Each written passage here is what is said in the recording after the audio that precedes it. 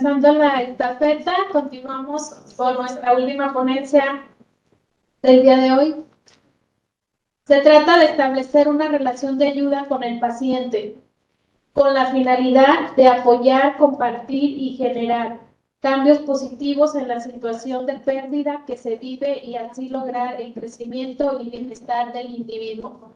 A continuación escucharemos la siguiente ponencia denominada los beneficios del acompañamiento tanatológico para la familia, impartida por el maestro Gerardo Andrés Quintanilla Romero, de la Unidad Médica Especializada en la Detección y Diagnóstico de Cáncer de Mama. En su experiencia profesional, él es licenciado en Trabajo Social por la Universidad Autónoma de Tamaulipas, Movilidad Académica, Facultad de Trabajo Social de la Universidad de Colima, ponente en congresos nacionales e internacionales por la Asociación Mexicana de Instituciones Educativas de Trabajo Social, con sede Durango, Mazatlán, especialista en salud pública por el ICES, Campus Victoria, y expositor del cartel científico en el primer Congreso Internacional y Estatal de Salud Pública en Tamaulipas en agosto del 2018, obteniendo el primer lugar en su categoría con el tema Representaciones sociales del cáncer de cuello uterino en mujeres jóvenes. Maestría en Tanatología, Duelo y Sentido de Vida en el Instituto Integral de Tanatología en Monterrey, Nuevo León. Lo recibimos con un fuerte aplauso.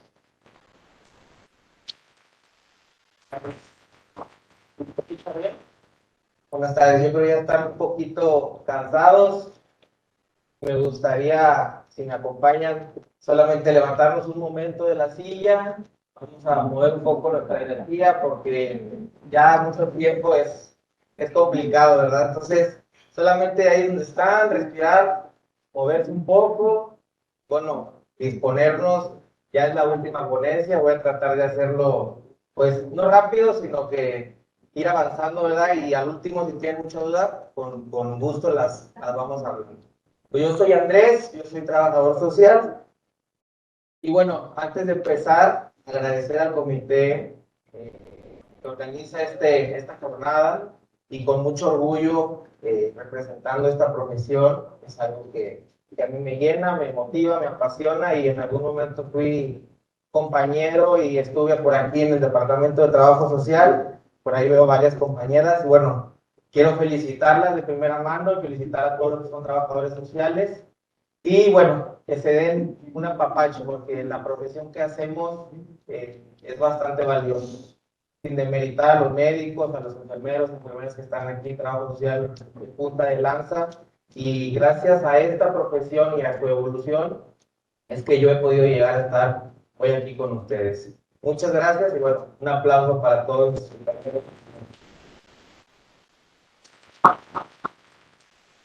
Bueno, retomando un poquito lo que el maestro Alberto, que también fui compañero de él en el área de oncología, la muerte. Qué difícil hablar de este tema y que verdaderamente que de aquí pues salen muchas cosas, muchas ideas, nuestra vida, lo que hacemos cotidianamente, porque no se nos enseña a morir, se nos enseña a que tenemos que alargar la vida lo más que se pueda. Entonces, nos olvidamos que la muerte es parte de la vida y la vida es parte de la muerte. Entonces, y esto no solamente lo hablo, pues, cuando alguien se queda sin vida o llega a sus últimos días, sino cada vez que morimos, cada vez que se trunca un proyecto, cada vez que perdemos a un familiar, cada vez que dejamos o abandonamos algo de una manera involuntaria, ahí también morimos. Pero nos olvidamos que la muerte es parte de la vida. Cuando nosotros logremos hablar de este tema, tomarnos un café con la muerte, como decía Alberto, ¿cómo quieres morir? ¿Estamos listos o preparados para hablar de este tema con nuestros hijos? Este es un tema que deberían de abordar desde temprana edad para que el niño o la niña también sepa qué hacer. Y a veces somos nosotros, los adultos, los que tratamos de quitarles el privilegio de esto. Y les estamos quitando el privilegio de muchas cosas, de no afrontar la realidad, de negar, de no aceptar y sobre todo de no conocer el sufrimiento. Porque eso es lo que se nos oculta. Como lo decía el maestro Alberto, lo retomo nuevamente, muchas veces no tenemos ni siquiera miedo a la muerte, lo que tenemos es miedo a sufrir, miedo a cómo voy a morir, y el miedo a que mi hijo que tiene cáncer está sufriendo, a que mi papá que tiene diabetes y que lo están dializando, hemodializando. Ese es el miedo, el sufrimiento. Y bueno, para abordar esto, en los beneficios del acompañamiento tanatológico, un comentario que alguien por ahí estaba abordando cuando terminó Alberto, que si hay acompañamiento, que si se brinda, qué hacer, qué podemos hacer. Bueno, vamos a hablar un poquito de esto, pero antes quisiera, como una introducción, abordar el tema de la tanatología. Porque la tanatología, si bien inició, pues una disciplina, una rama de la medicina, que se dedicaba específicamente al área forense. Solamente veía los temas de la muerte. Fue evolucionando y ahora, pues, con esta evolución ha podido tocar muchísimas otras, pues, ramas, muchísimos otros temas, que ya no solamente lo ven con el tema de la pérdida de la vida, sino con cualquier pérdida significativa que experimentemos a lo largo de nuestra vida, como lo mencionaba en la primera diapositiva, hablando de la muerte.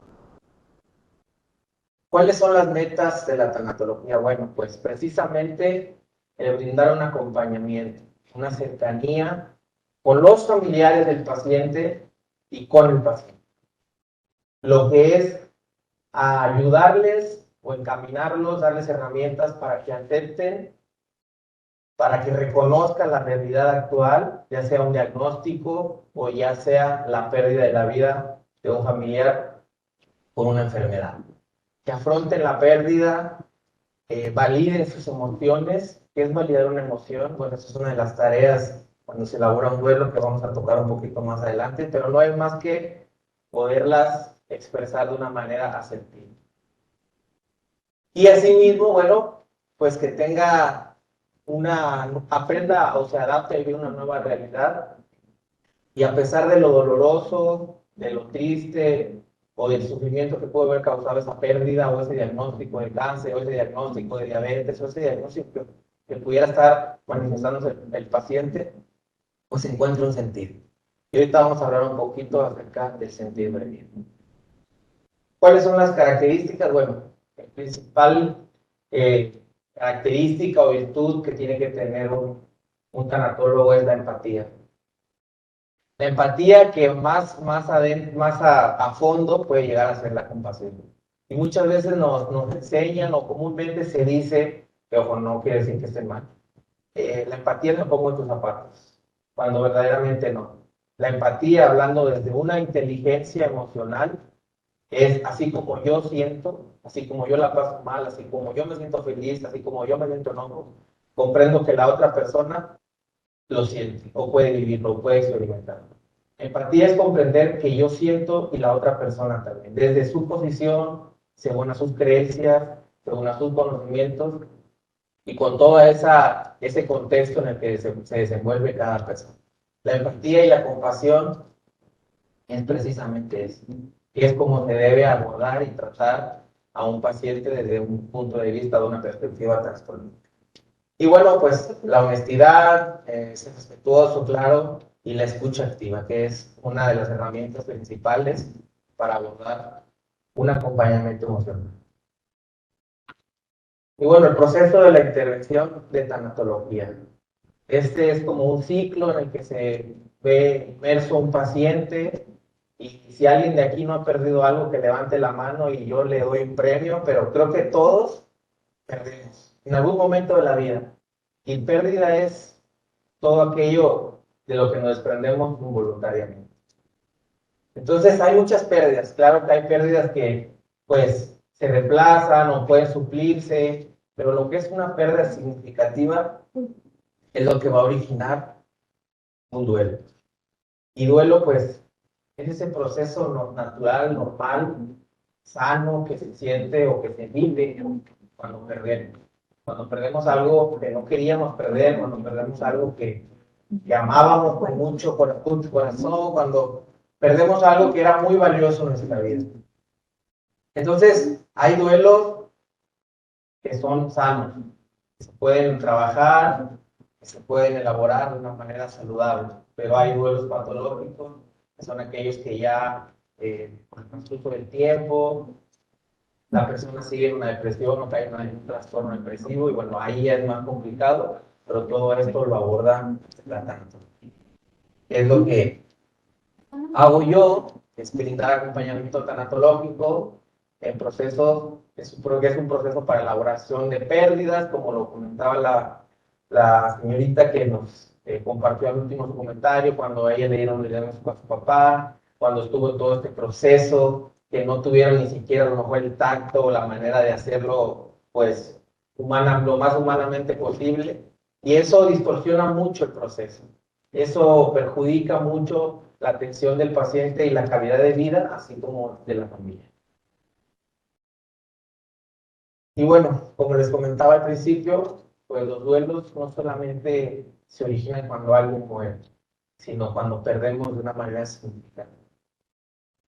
Esto, bueno, pues es un libro sugerido, El Camino de las Lágrimas.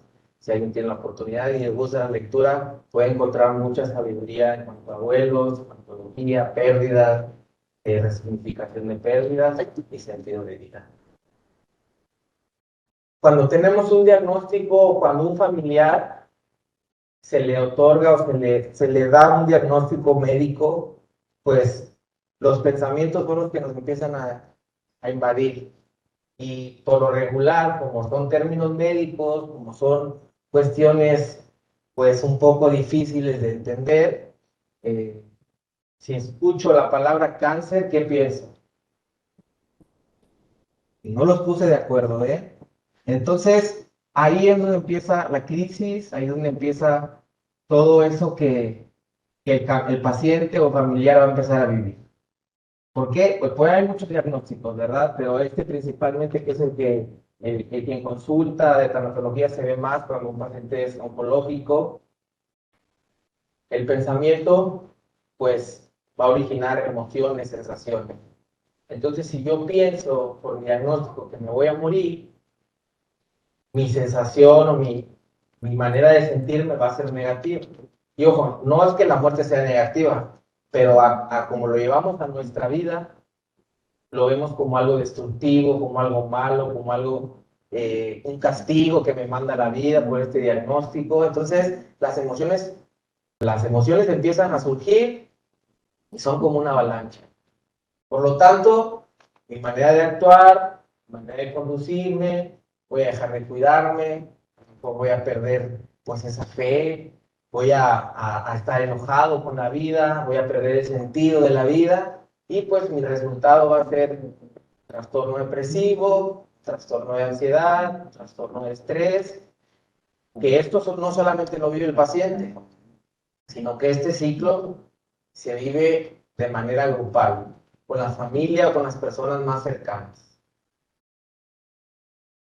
Las manifestaciones ante una pérdida, bueno, esto también se habla o se menciona que es aquello que el paciente expresa o manifiesta cuando se encuentra en una pérdida, cuando se encuentra en una situación de duelo.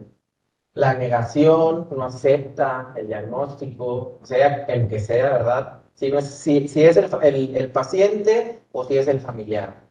El hecho de la ira, la negociación, bueno, que ahí entra en un lapsus donde el paciente consigo mismo o el familiar consigo mismo hace esta negociación y tratan de entender por qué está pasando esto.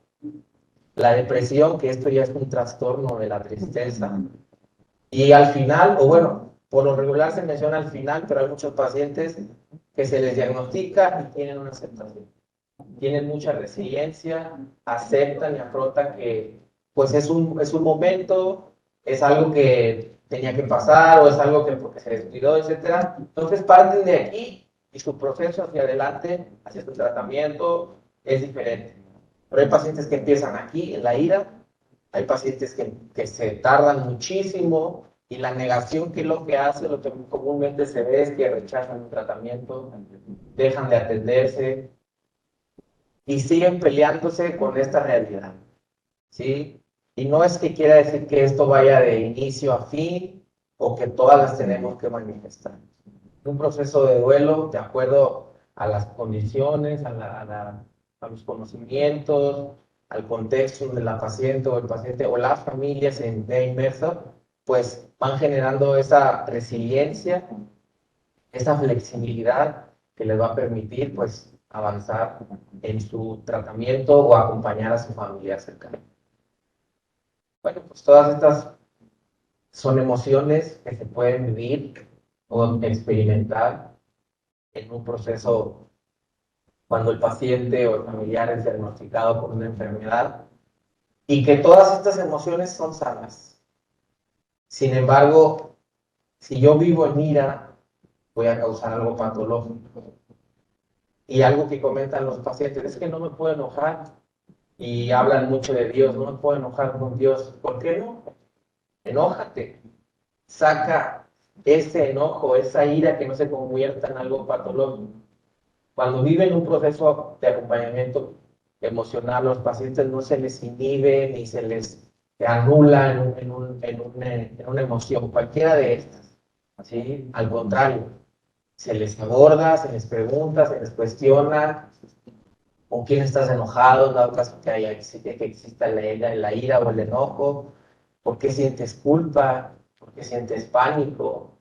Estas, si ustedes ven, son emociones que, por ejemplo, el enojo se puede convertir en ira, el miedo se puede convertir en pánico.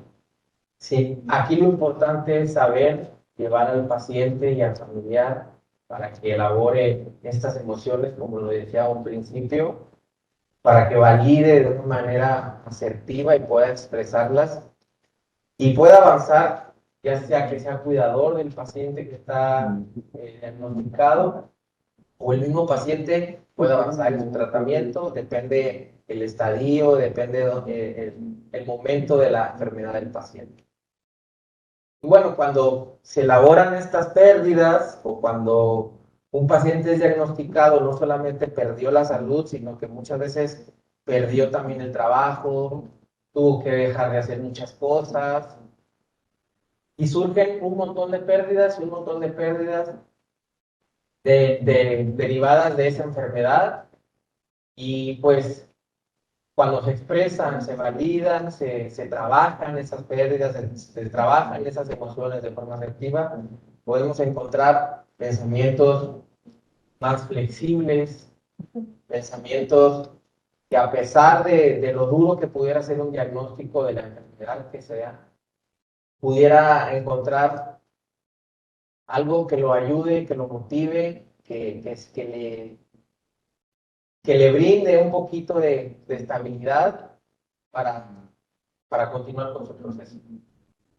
Y este ciclo, bueno, pues es constante, ¿no? Si yo tengo pensamientos positivos, voy a sentirme bien, o voy a sentirme más tranquilo, voy a tener un poquito más de claridad para actuar, para tomar decisiones. Lo que decían y lo que se vio mucho, por ejemplo, en el caso del COVID, tuvieron que tomar muchas decisiones de intubar a sus familiares. No es fácil, porque muchos ya no lo volvieron a ver. Entonces, si ese pensamiento es movido por culpa, por enojo, por ira, por lo que me digan que sea negativo de estos,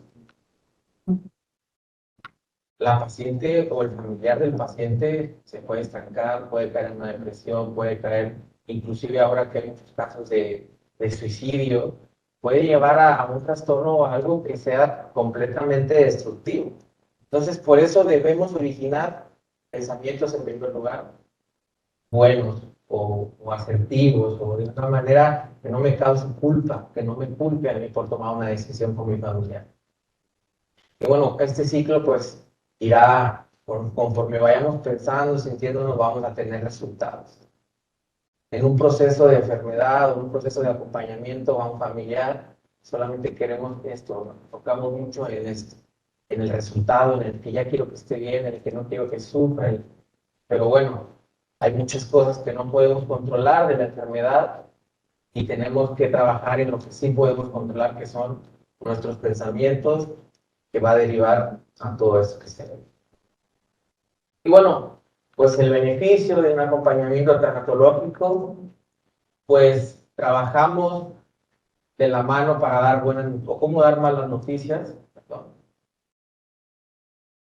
Hay un trato de compasión hacia la familia, hacia el paciente. Cuando el paciente ya no está, cómo dar esa mala noticia o cómo acompañar al médico para dar una mala noticia.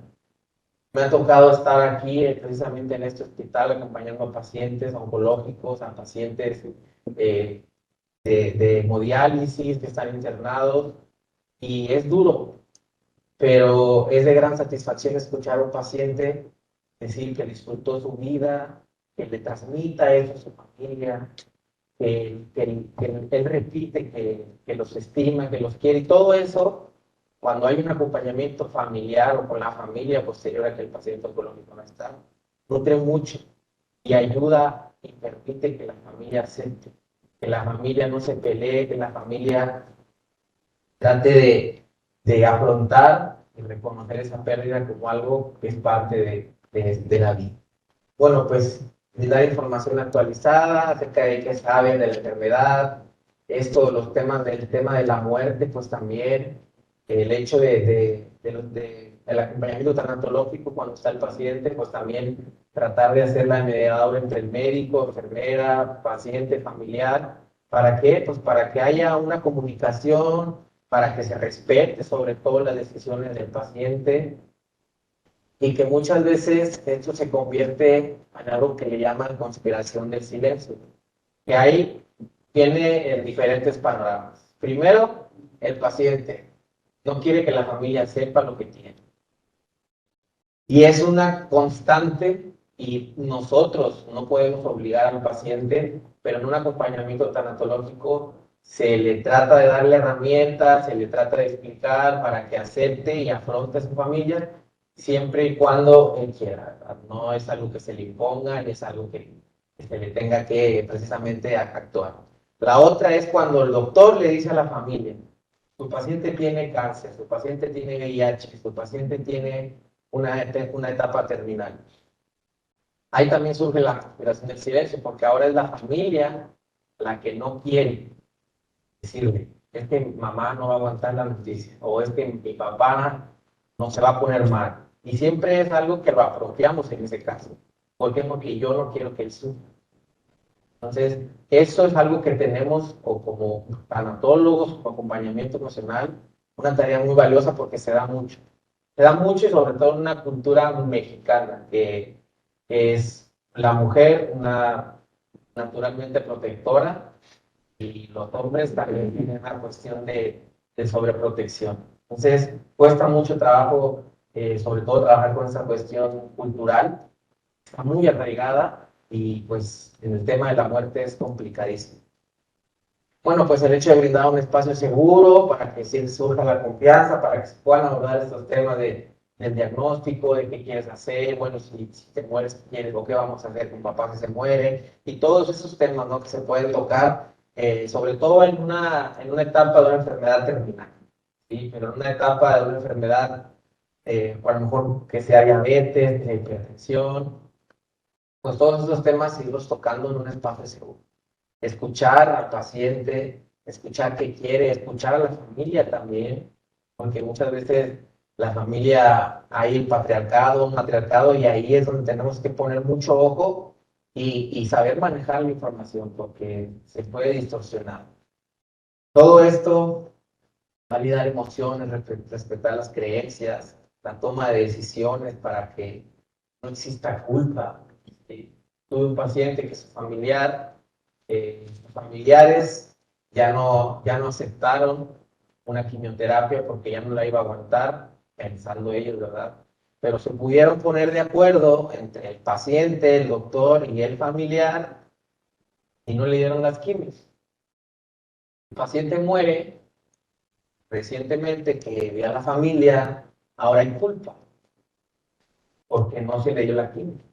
Cuando Surge esto, tenemos que retomar que se escuchó al paciente, que el paciente también aceptó no tener una quimio. Entonces, todas estas herramientas nos van a servir a nosotros para la hora de que surja una emoción negativa, poder trabajar. El hecho de incrementar la espiritualidad, que ojo, no tiene nada que ver con la religión. La religión es un medio y nos sirve mucho. Vuelvo a lo mismo, sobre todo en una cultura como la nuestra, que es muy devota o que es muy cristiana o que es muy católica, pero eso es que se carga la cruz, ¿verdad? Entonces, la espiritualidad no precisamente habla de religión, sino habla de todo aquello que el paciente le puede causar, o sea, y se expresa de una manera como si es lo que Dios quiere, pues eso hace. Y les ayuda a aceptar mucho, pero no es precisamente hablar de religión, sino hablar de todo aquello que el paciente o la paciente o el familiar les nutra, les pueden encontrar un sentido. Por ejemplo, los pacientes con cáncer de mama que ahora tienen una fundación, espiritualmente encontraron un sentido a su enfermedad, ¿sí? Y que ahí están todas esas guerreras o que están trabajando por todas esas mujeres que perdieron la lucha contra el cáncer. Entonces, la espiritualidad va más allá de simplemente una religión. ¿Qué puedo aprender de eso? ¿Qué puedo sacar de una forma positiva de esto? ¿En qué me puede nutrir a mí? Y si el paciente llega a morir, ¿cómo puedo ayudar yo a los demás? Y con el simple hecho de que escuches a una paciente o a un familiar de un paciente que está en la sala de espera, sirve de mucho.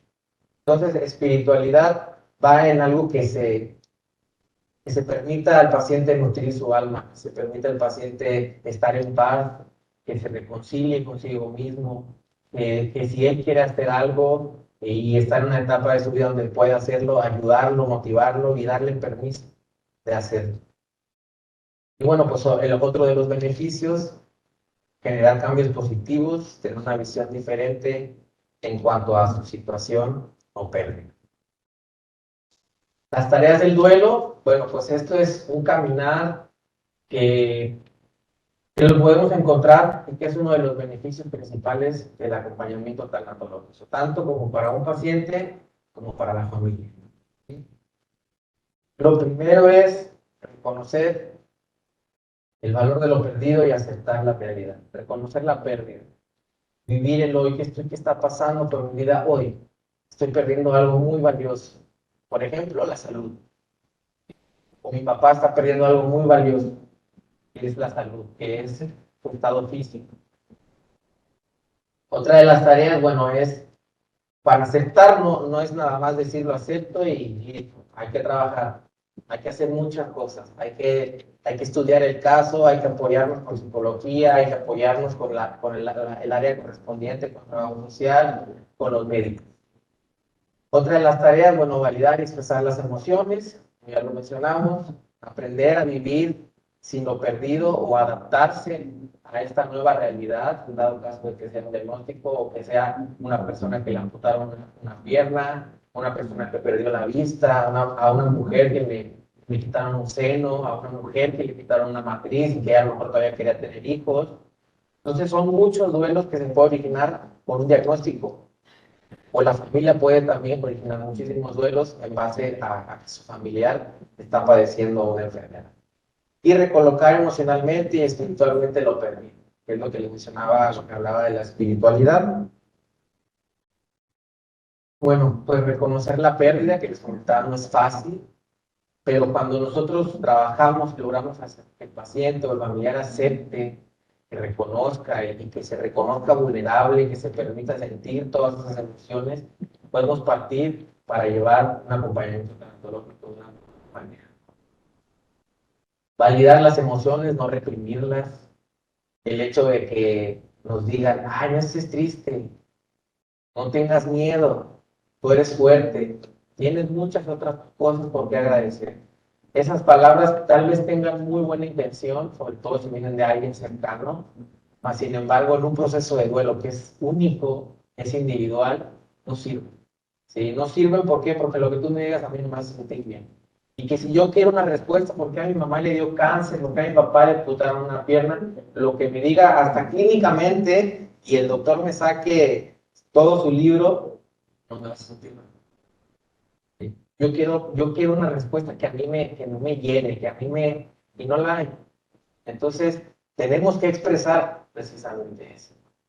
Tenemos que saber manejar esas emociones y permitirnos estar enojados, permitirnos estar tristes. Pero que esta cuestión viene desde una etapa muy temprana de nuestra vida. Vuelvo a lo mismo, a la cuestión cultural, que ahora por eso están metiendo mucha la cuestión de la educación socioemocional con los niños. ¿Por qué no les puedo decir no llores? ¿Por qué lloras? No te enojes. Vamos a hablar porque estás enojado. Son cosas que se aprenden, ¿verdad? Ojo, yo esto no lo vine sabiendo desde que nací, sino lo fui aprendiendo conforme fui entrenándome en estos temas. Pero ahí hay mucho que hacer. Ustedes que tienen niños pequeños o que tengan hijos, hermanos, hay que aprender a manejar las emociones de una manera asertiva. Sí, para no crear adultos que se peleen con la realidad, que se resistan al cambio, que no acepten el sufrimiento en su vida. Esos son beneficios del acompañamiento emocional.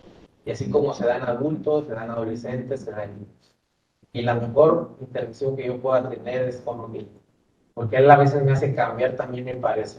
Entonces, hay mucho trabajo que hacer con la edad temprana. Bueno, aprender a vivir sin lo perdido. Cuando un paciente pierde su salud, yo creo que antes de perder la vida es lo más valioso que tenemos.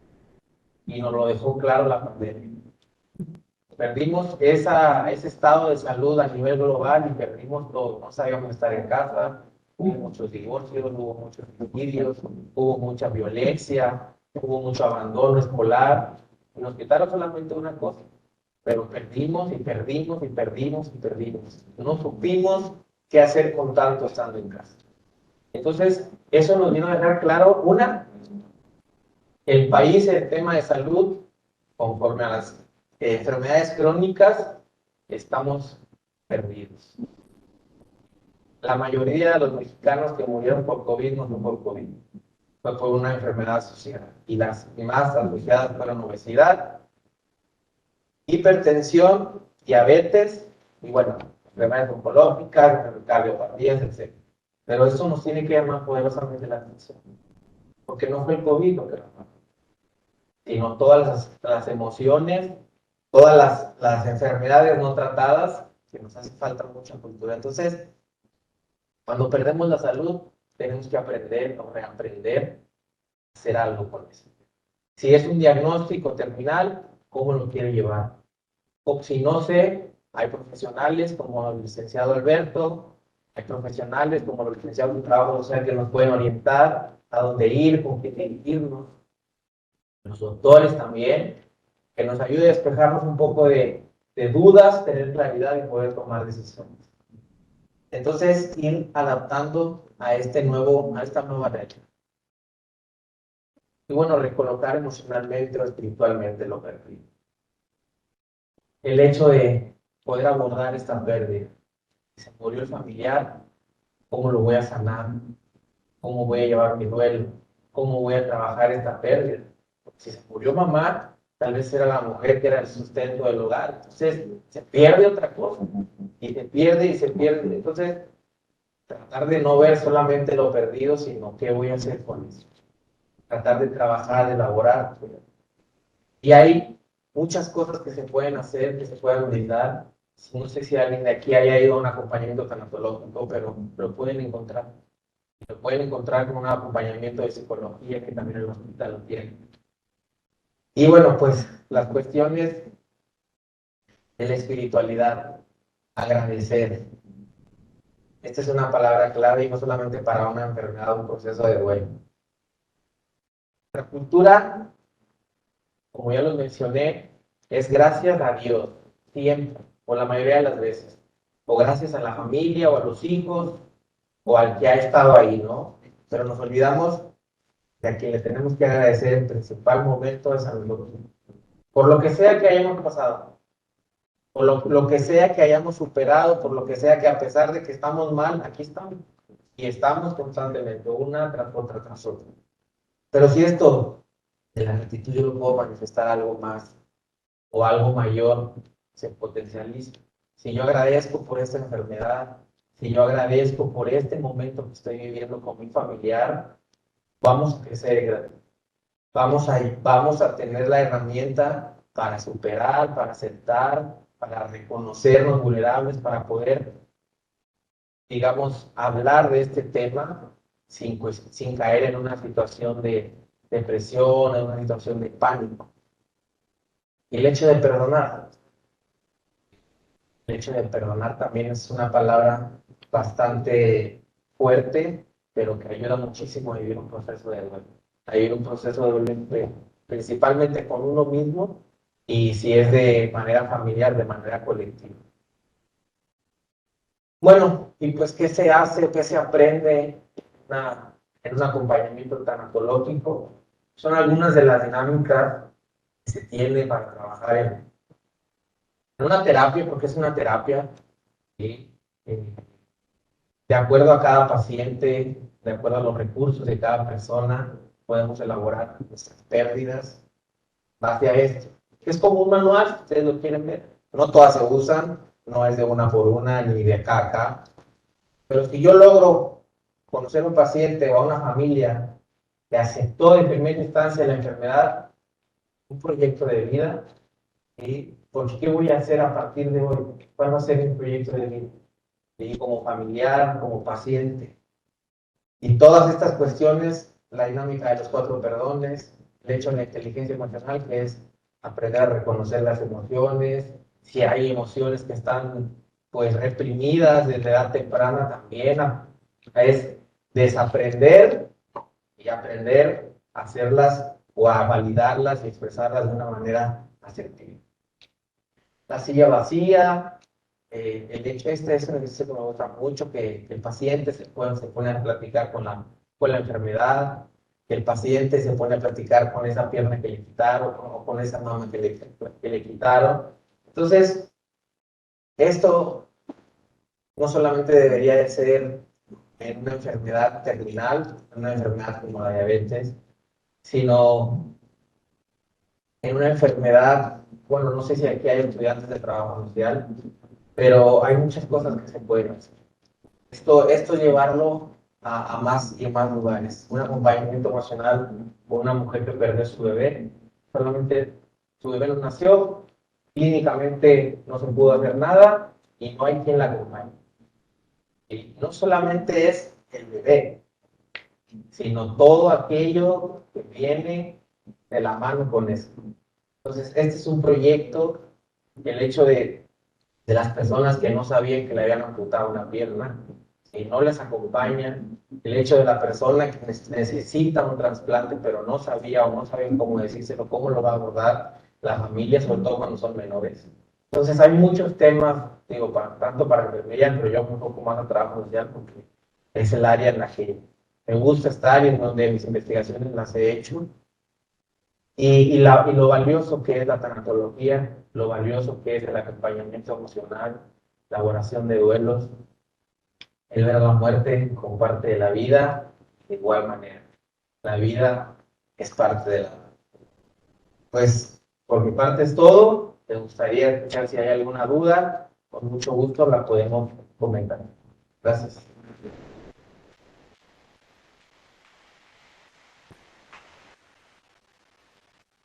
¿Alguien tiene algún comentario, alguna pregunta? Bueno, pues entonces hacemos entrega de reconocimiento. Muchas gracias, maestro, por haber aceptado la invitación.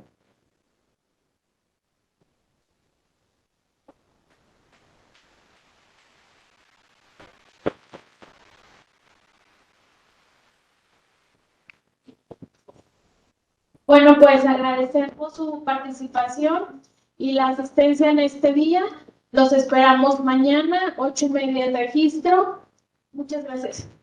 Y recordar a las personas que están en línea y aquí en el auditorio la importancia de realizar las evaluaciones iniciales, que es la misma que la evaluación final, para que puedan acceder a su constancia vía electrónica. o cualquier cosa, mañana nos preguntan si tienen alguna duda, con esto los apoyamos para que salgan.